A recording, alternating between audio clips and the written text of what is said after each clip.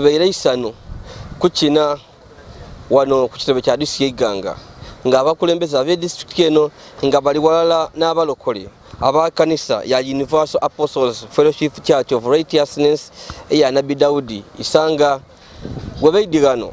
nibatandika okubinuka amasedere nga bambe baniriza omubiri gwa eyali ku kansala w'e district Iganga omukyala Loyi Kabikira eyavuire mu bulamu obwensi.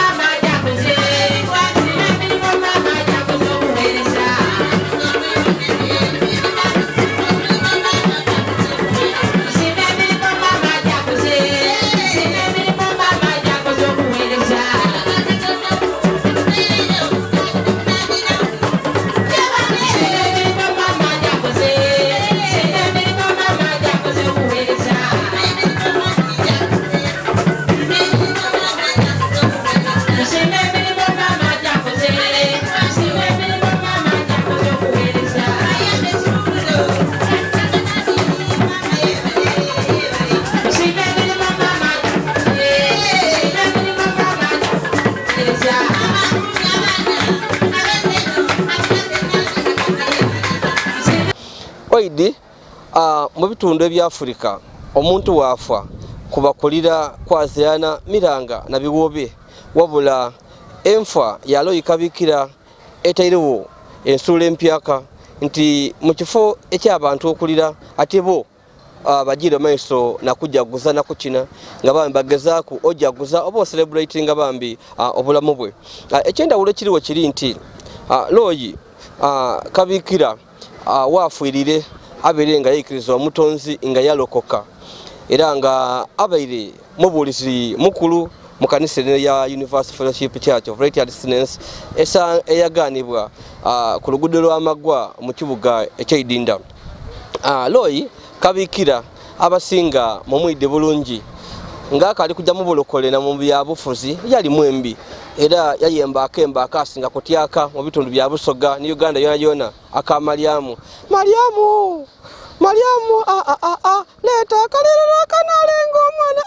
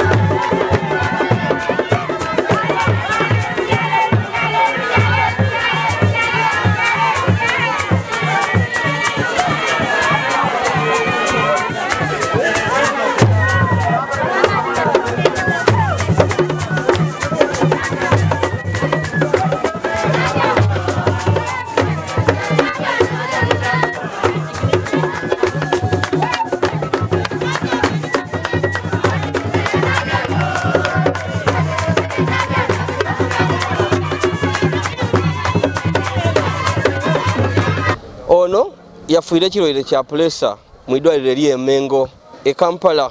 era ng'emikolo wegiba egy'omuntu yayena yakiika kuuko mu lukiiko lwa disitulikiti y'Iganga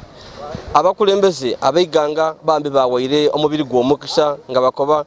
nti nga bakaali kujja kumuziika mu bitundu eby'Ebukoona era owuwe gyazaalibwa nti gulina okubitibwako wano ku kitebe kya disitulikiti y'Iganga bambi basiime ebirimu gye yakolera disitulikiti oboolyawo n'okwongera okumusabira kibumba yali kujja mu lugendo luno oluyaka bambi awumule mirembe era nga tubaire wano abantu bangi baidye abakulembeze aba disitulikiti y'Iganga n'omuli ba member ba parliament n'omuli ba councillors tuwene kuko abanaidiini abataka ba bulido gakotere n'abalokole.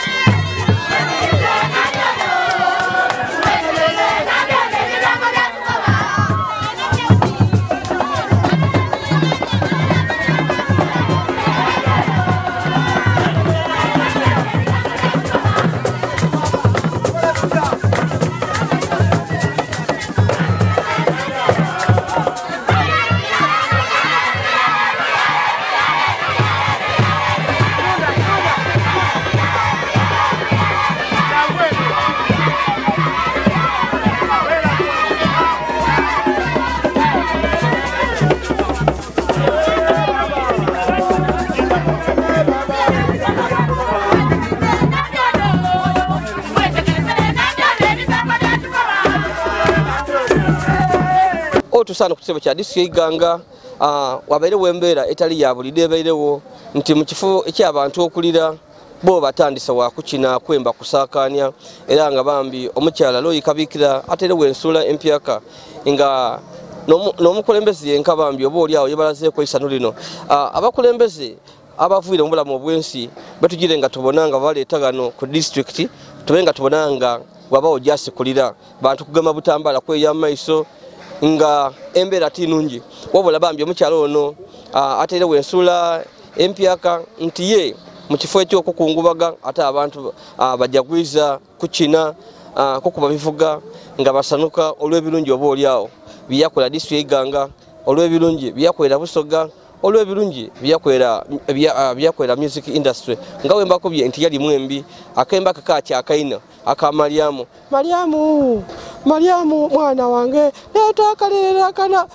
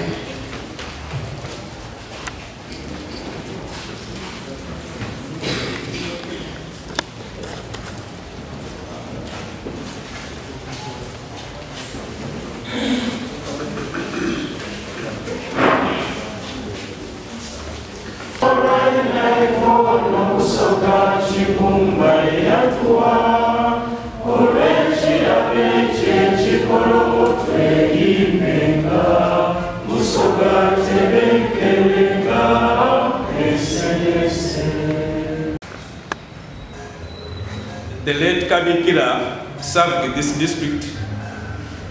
as a woman councillor for 10 years. She first served in the regime of Shabani Nkutu. He was the chairman, and she served in that regime. And also in the regime of Patrick Kayemba, the governor. And I want to take this opportunity to welcome in a special way all the leaders that served with KABIKIRA who are here. Let's recognize them. Thanks for attending. Though it was a short notice, but you managed to come and attend. I want also to thank the current councillors. I know it has not been easy to come and attend because it was a short notice. Some are coming from far. Olwa Iganga Municipal Council n'ekyalo ky'e Nabidongasi okuli Chachi enene.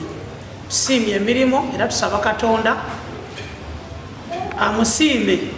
olw'ebirungi byatukozeemu. Sigaire nga ndisenga Musa omukiise wa Nabidonga prisoners omuli Chachi esinga kubane. Tumusiime ebintu byakola. Aye ife otusigala tuteekwa okwega ki kyalese ku nsi kyetuteekwa okukola. Ekisooka ngeri ki omuntu yebamukuzaamu. Naturally,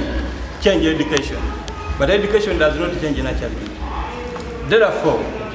abantu basobola okuba nga osomye degree waba ni PhD waba doctor ngaye wakuba office ojja nitalasi mu office. Ekitegeeza nti baba bakukuza mu mbeera eyo. Mamiroyi bamukuza mu mbeera eya respect to everybody. Yakola mu mbeera ekukobera izima. Oba nti olikukola aida budi akatuna bankoyo olikukola ekintu gundi. Ayi wowe okikola kyosaamu. Therefore, ekyo kyende kikusinga okusumbula busoga. Ebintu mama yabeera akola in a transparent way. Era singa tubanga mama loyi kyabeera akola busoga buli kyende. But tubanga tukikoze ni mukoba ikyakola ekyokuba free ndasobola okukobera mu azira fitina azira nkwe azira maluga gasumbu abasinga bungi abantu bangi tubagano twaba pretending nga tuli malogo tulina enkwe tulina fitina nga nesinga otusombula ayi tusobola kuba ko bantu mulekere iro ohantu ifodwa bayegesa kyatusobola okusaba kiri kidala Mukama Katonda atuyamba ababali munonga balogo ababali wangona balekere iro balogire ayiye bategesa bana bato ebategesa bana bato iroko ebategesa bana bato fitina nenkwe tusogeda ifodwa ko tuwewo busoga sigale nganungi ngezira munkwe eza mufitina kwa lekisa osungwa busoga obwabo buli mu kiseera nesinga busoga mu Uganda ayi nesinga bwabo nesinga buli kintu. Therefore if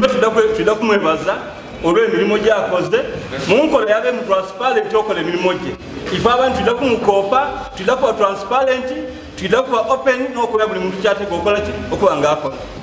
Ensonga y'okubiri nayagana omugenzi oyo lumu ngoikirira wakava kujenyawo ngawuzike motoka mu Kongo bali bile sanga ibi kitundu munzikiriza nafuka ngataza naende kuvuga na parking enyumawo nava mnajana kama kizibu ki akati munne abana nabavo kunsitula yaini bawala betidi babali wala nga bali moto Kongo atitidi motoka bwetuse mu Lukonko ate bwetuse mu Lukonko kendo dibaidi ngemye na abo ko bati mando vuge motoka tuke atokwe izidukiriza atili kolati tili kuba mu kifo ayali abawo yanko bamana kama mimi uva sawa dinati mva bukona nebo zai Katonda bana bwa mutweire ku main na maybe na wongerera wana wazira kintu kyantu nebo zai bukona mu ba kola cyo bwira ati mva mu nimiro akaye mami kuli mango kusuyisa yakobati munna okulima nze nokumbeseza okuva mu bulamu bwange tusobola kuleka ki kulima waireka iriye njana ati amaawo nabona abantu nga bakola ki nga bakola emirimu gyange bameka batuka ku myaka egyo nga bagonze nga bakeeka lubyo bameka batuka ku bitiibwa ofuse bishop ngokeeka lubyo omuntu otuuka kwa balungi ng'alekera okwekalubiriza ki obulamu bwe tunaamala nga manuvalinga twasindika emotoka yavaawo bwe nali nsimula akabaati sookoyide ati nina ebintu bibya ndikwenda okwirukiza one okuumanga omukwano kabikira tutuusa okunola okwamwani olw'okuba nti twalinaye mu komiti yange ya production n'asiima nti Katonda alingemu ebyo byakoze amuwa obulamu obulungi ndakumwidukirako ekintu kirala kyenja omuwaako obudulizi nti lwali lulala twaje mayuga ewuna owa omuyiga yebeeta mudungu mu lukungaana olwaliyo mu idiini lye yasobola okukyala enyinga omuyiga nga galiga embwa eyabula ku kyalo ng'ezira kumukira embwa eyo yajja bagitwala paka ku mwana bakoba ati mudungu tamu obulezi otukobera embwa eyabula erigana ani yatwala embwa mudungu yakola ebya shiriki byebyo yalemererwa okuzuula omukyalo oyo n'okusaagaga n'embeera dede yalimu yayemerera yaleeta endowooza yabangula mudungu bazuula embwa nga yagitwala ku mwalo nebagizuulira kidda kumwerabira olwebyo nabe mayuge bakamwidukirira kwerwa ekyo ni mudungu mwena amuwaako obudulizi ati wankyala enyinga wazuula embwa eyabirira ng'ate ze nantayiremu ebyabwongo byalema tumwidukira olw'okurespektinga. So symbolically, we are here today, tomorrow we shall disappear in arena. Those are my words, but let us pressing in that plea which is God, asobole okumulamuza isa, but she has done what she is intended to do as per the 8 words I've talked about. Kanisa tuli proud kubanga uyo munaifa asomuyige. Eliyo munanga wako asitukire bwalogo. Yambali abalogo. Ejo ne birimo jana Daudi okukyusa abalogo. Ate balogo bonka n'abenzi n'abayibi n'abamasabo abebyonzira abasezi abakyusa bava mu butali butuukirivu bayira mu butuukirivu kale n'enjiri ya butuukirivu noni yagemebwa ku ng'abaana beffe bakoni tiyandi bayirati aye kanisa yamugemaku yamukyusa yabakyali bwafiirire ng'alina ekifaananyi kirungi era wabona nti wabaire reconciliation wabaire biki akabuzeemu oba akabulamu ndiri tiyafuna bwa time aye agira okuva mu nsi nga mukazi mulungi nga bamufiirwa aye Katonda tafiirwa newa Katonda tewa birungi newa Katonda tewa bugabirizi Katonda ajja kuleeta abandi aye tunaidukiranga nti Loyi abaire muweereza ng'ayemba abuulira pasita kyatelda ng'abaana bwe babaze nabyabalamu isaino yakwakiganga iganga mutuwalire ekitiibwa okuliko ogunaizinga munaifu ekitabo kya Zabuli ensula 16 akanene ke-15 kakola wati okufa kw'abatukuvu be kwa muwendo mungi okufa kw'omuntu omulungi mu maaso ga Mukama kwa muwendo ono yafiire kwa muwendo iwe ojja otya ababi bajja bubi ayo ono mutukuvu yagire bulungi oba yatwibyewo n'engoma n'ebivuga ndooza mwewonya muti abasajja bano babaire kyamani ndooza wona wemuniza mukoti kikino aye bwetulidino wakibonaku limwenoyo ngaali kukinanga ngaali kwerekeraiba ife omuntu agiri ekituliza wazira wabula ife okuguma ife okwenyweza ezira kituliza ekirubirula kyaife kiriwo ekyo nabbi Dawudi kyayogeraku nti tuteekwa okwetegekera saawa yona yona bwe bakoba nti leka obwenzi buleke oba obaire oli kwenda mu holoseero oba mu riteiro oba ogaba nikulesiriki awovaawo oba oli muyibi wa kikaki iveeku omukazi atya yoni nabbi Dawudi wabona abakazi banyumirwa laavuga bona balyawo ng'alina omusaza watya n'abasinga obungi tumwige na love mu kiseereza kisera kiri love